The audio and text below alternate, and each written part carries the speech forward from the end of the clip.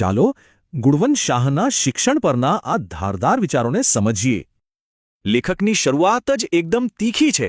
માતા પિતાની સૌથી ખરાબ આદત સરખામણી. કલ્પના કરો એવી સ્કૂલ જ્યાં 40%થી વધુ માર્ક્સવાળાને એડમિશન જ ના મળે. આ ટકાવારીની રમત કોઈ મજાક નથી. એના પરિણામો ખૂબ જ ગંભીર અને દુઃખદ હોય છે. પણ ગુણવંત શાહ કહે છે કે આપણે વિકાસને જ ખોટી રીતે જોઈએ છીએ. ચાલો કુદરત પાસેથી શીખીએ. આ રૂપક કેટલું સુંદર છે. બાળકના વિકાસને જબરજસ્તીથી વેગ આપી શકાતો નથી. આના પરથી એક મોટો સવાલ ઊભો થાય છે. સફળ વિદ્યાર્થી એટલે કોણ? જરા વિચારો, એક હોટેલનો હેડ શેફ મહિને 2 લાખ કમાય છે. શું એ નિષ્ફળ છે?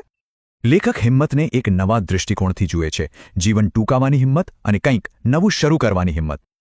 તો જ્યારે પણ આપઘાતનો વિચાર આવે ત્યારે જોરથી બૂમ પાડો, સ્ટાર્ટઅપ.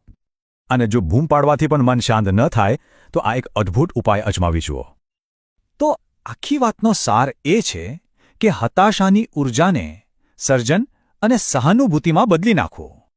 અને છેલ્લે એ નિરાશ વિદ્યાર્થી માટે એક જ સલાહ: આપઘાત કરે તારા દુશ્મન. આ બધું આપણને વિચારતા કરી દે છે કે શું આપણે જીવનનું મૂલ્ય ટકાવારીમાં માપી શકીએ?